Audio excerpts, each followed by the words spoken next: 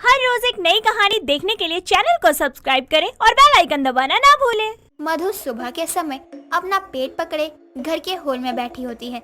तभी उसकी माँ अनीता मंदिर से आती है और पूजा की थाली टेबल पर रखकर आराम से सोफे पे बैठ जाती है। बेटी थोड़ी रसोई में जाकर ना फ्रिज से मेरे लिए ठंडा पानी ले आ, साथ ही ना गैस पर चाय भी चढ़ा दियो। अरे दादा, सर में बहुत दर्द हो रहा है। माँ, आप ये सब काम मुझे बोल रही हैं? मैं जाकर करूँगी ये सारे काम। नहीं नहीं बेटा, तुझे थोड़ी बोल रही हूँ, मैं तो पड़ोस की बेटी को बोल रही हूँ।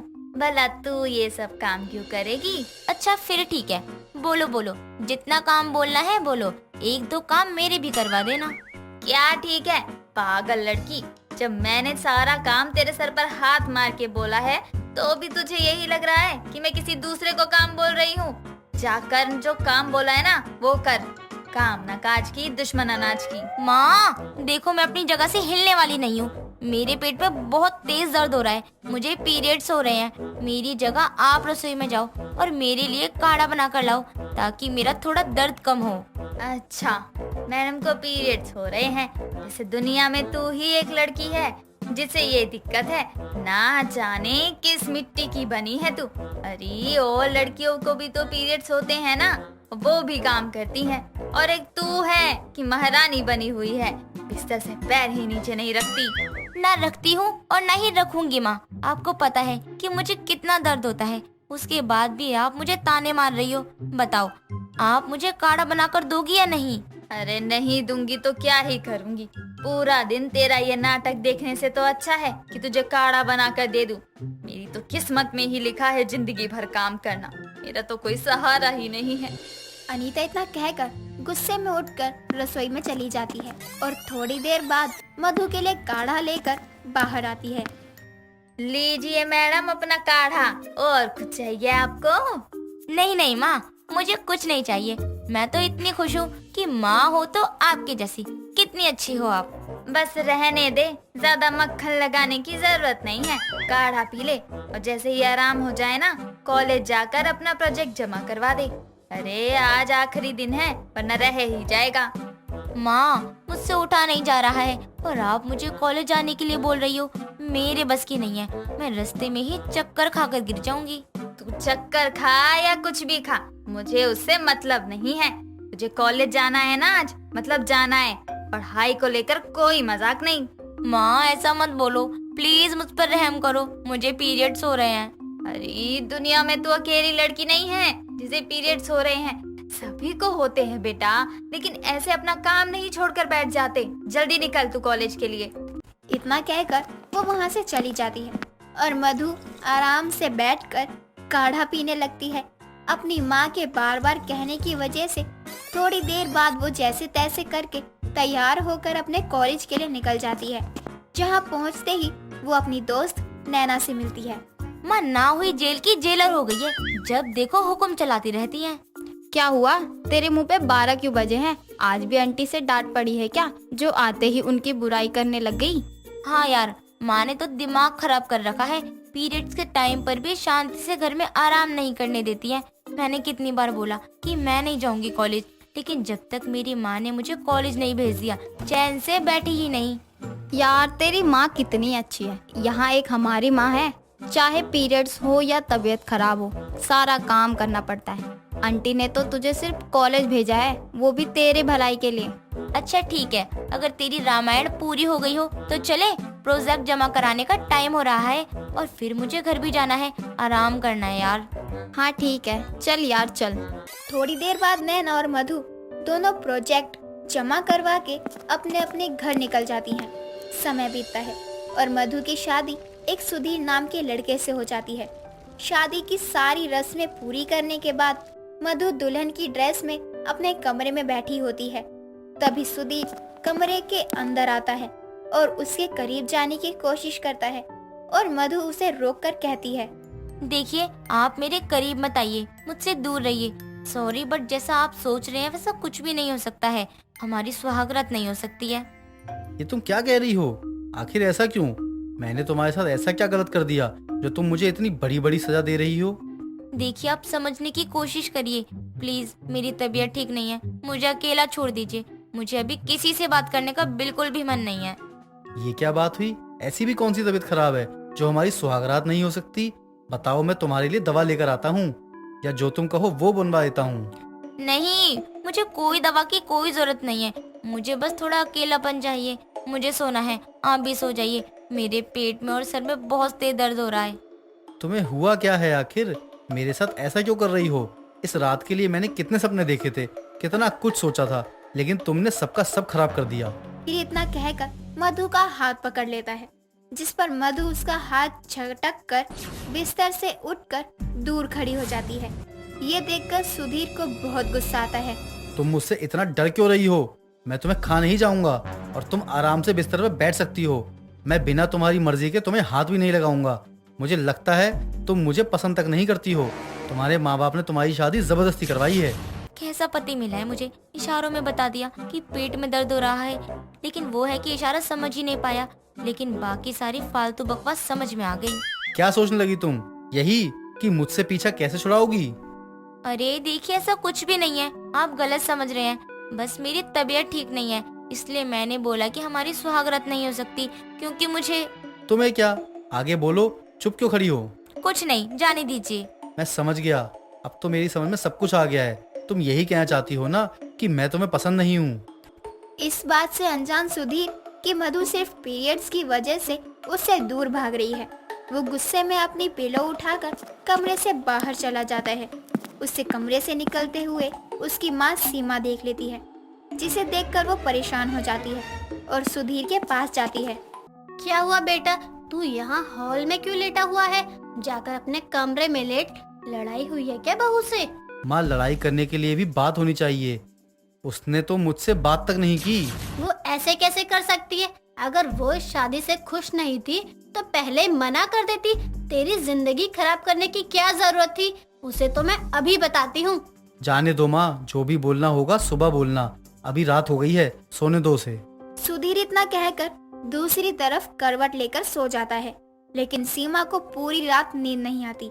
अगले दिन मधु जैसे तैसे उठकर तैयार होकर अपनी सास के कमरे में आशीर्वाद लेने के लिए आती है। जैसे ही मधु सीमा के पैर छूने के लिए झुकती है, सीमा अपने पैर पीछे कर लेती है। क्या हुआ माँ जी, आपने अपने पैर क्यों पीछे कर लिए? आप मुझे आशीर्वाद नहीं दोगी? जो मेरे बेटे को खुशी नहीं दे सकती है, उसी की सुहागरात पर उसे कमरे से बाहर निकाल सकती है।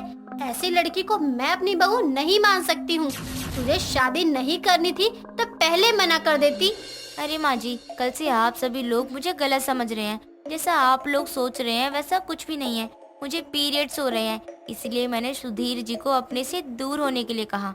मैंने उन्हें इशारे में बताने की कोशिश भी की, लेकिन उन्हें समझ ही नहीं आया और क्लियर बोलने में मुझे शर्म आ रही थी। अच्छा, तो ये बात थी। मुझे तो लगा कि तू शादी से ही खुश नहीं है। नहीं माँ जी, ऐसा कुछ भी नहीं है। मैं शादी से बहुत खुश हूँ, बस पीरियड्स के दर्द से परेशान हूँ। कुछ दिनों की बात है, फिर मैं उन्हें अपने करीब आने से नहीं रोकूंगी।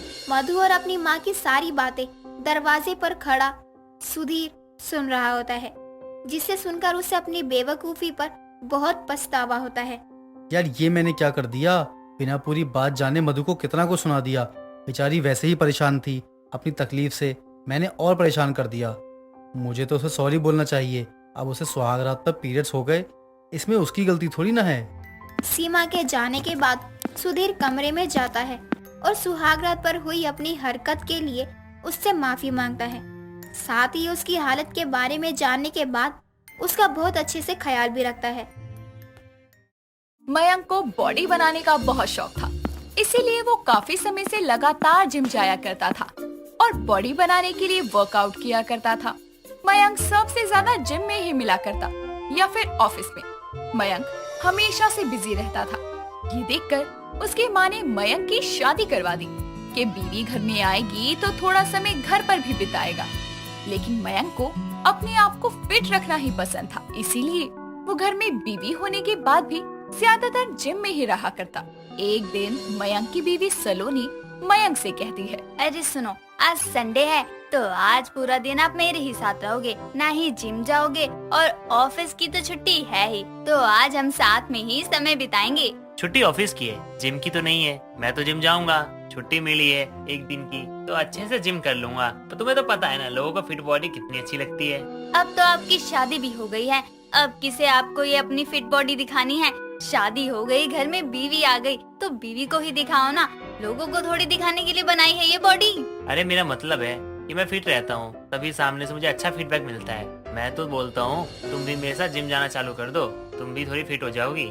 ना बाबा ना, मैं और जिम घर के काम करने में ही इतनी थक जाती हूँ, और अगर जिम चली गई तब तो गायब ही हो जाऊंगी। आपको अपनी बीवी से प्यार है कि नहीं? मुझे फिटनेस का कोई शौक नहीं है। आजकल तो डॉक्टर भी यही बोलते हैं कि बिना बात के जो तला भुना खाती हो ना, तो अपने शरीर को फिट भी रखा करो, इससे बीमारी दूर रहेगी। इसलिए मेरी बात मानो और चलो तुम भी जिम। मैंने आपको घर में रहने के लिए बोला है, साथ में समय बिताने के लिए कहा, ये नहीं कि समय बिताने के लिए मुझे भी अपने साथ ही जिम ले जाओ।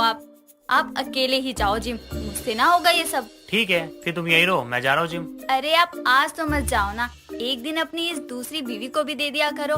इतनी भी बुरी नहीं हूँ मैं, आप तो देखते भी नहीं हो मुझे। दूसरी बीवी?